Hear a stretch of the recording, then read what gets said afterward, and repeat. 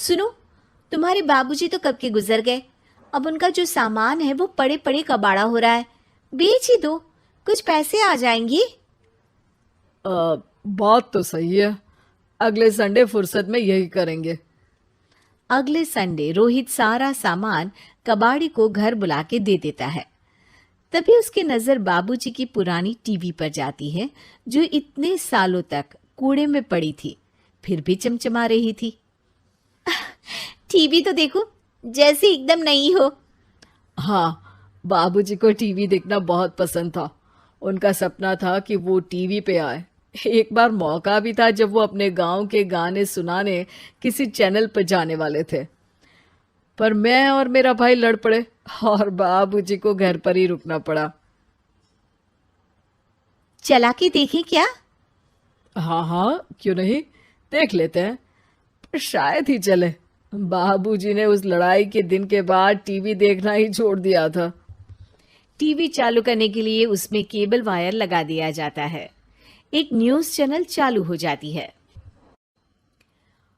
स्वर्ग की सीढ़ी के रास्ते हैं तीन, तीनों के तीन रास्ते हैं संगीन। पहला रास्ता है सांप की बीन, दूसरा रास्ता घर में बिछा कालीन, तीसरा रास्ता कलकत्ता से चीन। ये क्या बकवास खबर है, कुछ अच्छा लगा दो। अरे आप बोलो तो सही, कोई अच्छी खबर सुना देता हूं। मेरा तो काम ही खबर देना है।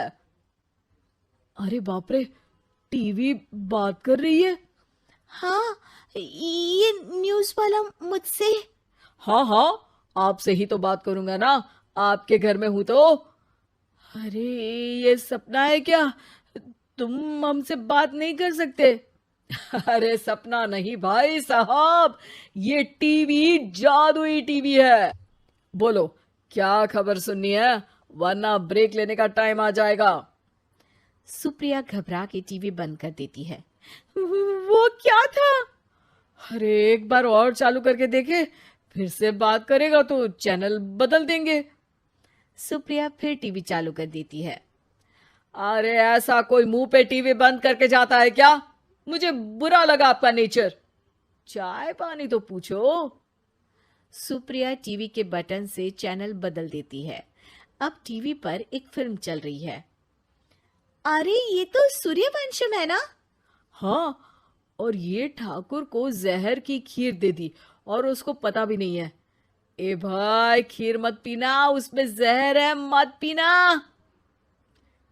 ठीक है महाशय, जैसा आप कहें। हाँ। अरे, आपकी बात मान ली, पूरी पिक्चर ही अब तो बदल जाएगी। मतलब ये सच में जादुई टीवी है? तभी वहां कबाड़ी आ जाता है। भैया, टीवी के 150 रुपए दूंगा, चलेगा? अरे 1.5 करोड़ में भी ना दे तुमको ये टीवी हम। अरे 1.5 करोड़ खरीदने को होते तो तुम्हारे घर में ये पानी चाय नहीं पीता, अंबानी या टाटा के घर बैठा कोल्ड कॉफी पीता। रोहित कबाड़ी का हिसाब करके उसे वहां से चलता करता है और अपने भाई शशिकांत को फोन लगा के बुलाता है। शशि थोड़ी ही देर में वहां पहुंच जाता है। क्या हो गया भैया? अरे बाबूजी का टीवी याद है? हाँ हाँ, जिसमें घुसे रहते थे हमेशा वो, और अपने को कुछ नहीं देखने देते थे। अरे वो अब जादुई टीवी बन गया है। भैया, आपकी बकवास करने की आदत अब तक नहीं गई। अरे आपके घर में बच्चे हैं, अब तो बड़ों जैसी बात करो। रोहित जाके टीवी चालू कर देता है। टीवी पर एक जादू का शो हो रहा है जिसमें एक जादूगर है। अब मैं अपनी टोपी में से कबूतर निकालूंगा। श्रिंग ब्रिंग शरिंग बम फोपा फुफी फुफा पाउ। टीवी से कबूतर निकलता है और शशिकांत के सर पर आकर बैठ जाता है। भैया, ये क्या हो रहा है? भैया इसे उड़ाओ। ए कबूतर, जा जा, कबूतर चल निकल। अब मैं टोपी में से सांप सुनते ही शशिकांत कांप जाता है और भाग के टीवी बंद कर देता है। भैया, सॉरी भैया, मैं समझ गया ये सच में जादुई टीवी है, पर एक बार और ट्राई करते हैं। पर भाभी, कोई दूसरा चैनल लगाओ हाँ, जिसमें डर ना लगे। सुप्रिया टीवी चला देती है और न्यूज लगा देती है। अरे कितने दिनों बाद मुझे याद आया, बताइए क्या खबर सुनाओ। और ये नया आदमी कौन है? ये मेरा भाई है शशिकांत।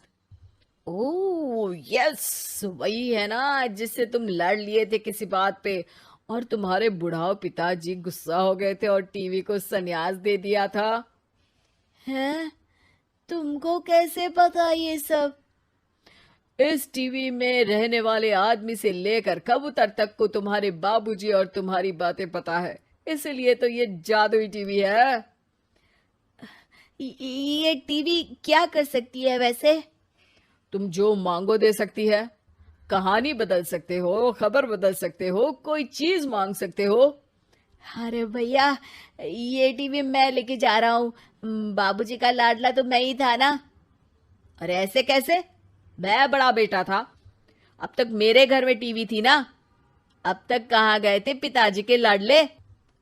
तुम्हारी गलती का एहसास भी है। अरे भैया, ज्यादा ना बोलो वरना भूल गए आपके दांत तोड़ दिए थे मैंने उस लड़ाई में। मेरी बीवी के सामने मेरी बेइज्जती करता है। रुक। दोनों भाई हाथापाई पे उतर जाते हैं। रुक, बताता हूं तुझे कि कौन बड़ा है।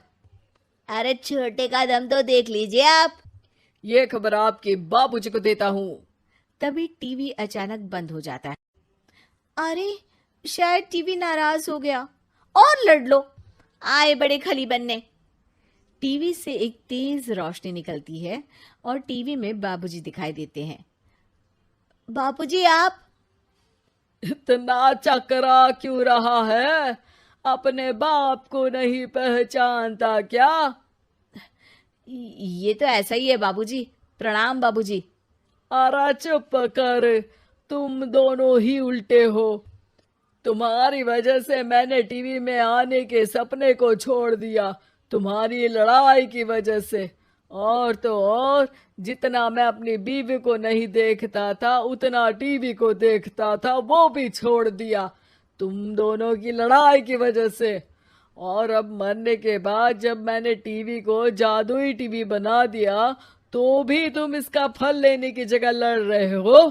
अरे तुम तो लायक ही नहीं हो, अब तुमको बाबा जी का ठुल्लू भी नहीं मिलेगा। बाबूजी चले जाते हैं। टीवी बंद हो जाता है।